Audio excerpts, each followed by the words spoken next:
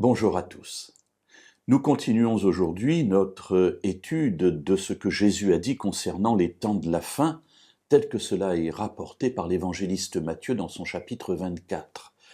Après avoir vu des signes touchant à Jésus, à son retour, nous avons vu hier des signes touchant aux relations entre les nations, caractérisées par des guerres, des bruits de guerre. Voyons aujourd'hui la suite de ce que Jésus dit dans ce discours au verset 7, deuxième partie du verset 7, et au verset 8. Il y aura par endroits des famines et des tremblements de terre. Tout cela ne sera que le commencement des douleurs. Alors, il y aura par endroits des famines et des tremblements de terre.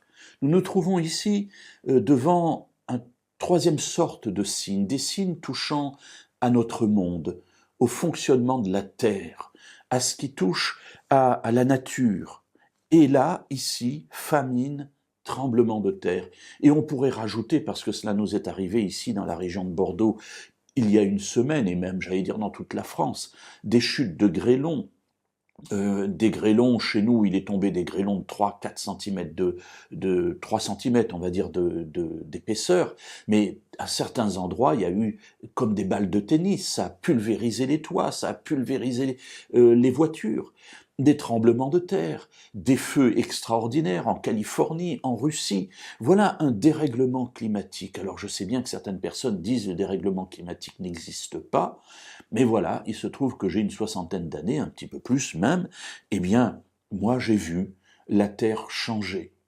Et on en parlait avec mon épouse il n'y a pas si longtemps. Nous sommes allés par exemple à la mer de glace avec nos enfants et nous sommes entrés dans cette grotte creusée dans la glace. Eh bien, à l'heure actuelle, le niveau de ce glacier est plus de 20, quasiment 30 mètres en dessous de ce qu'il était lorsque nous y sommes allés.